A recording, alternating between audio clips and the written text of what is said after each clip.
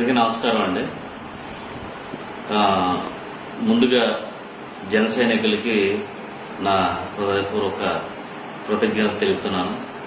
ఎందుకంటే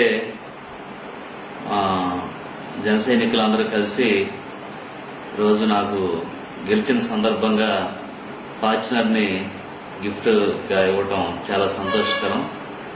కానీ ఈరోజు జనసేన పార్టీకి సంబంధించి పవన్ కళ్యాణ్ గారు కానీ మేము కానీ విలువలతో కూడినటువంటి రాజకీయం చేసుకుంటూ వచ్చాం.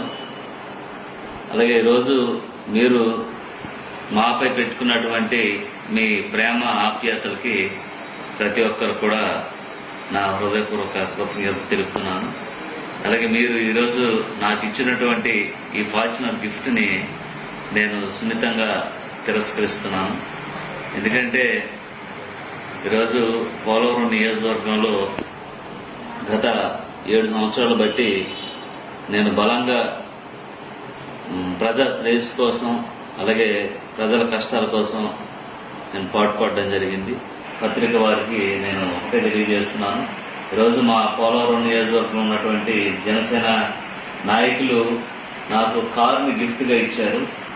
అలాగే ఈరోజు జన సైనికులు నాపై పెట్టుకున్నటువంటి నమ్మకానికి అలాగే ఈ ప్రేమకి ఈ విధేయతకి నేను జీవితాంతం కూడా రుణపడి ఉంటాను.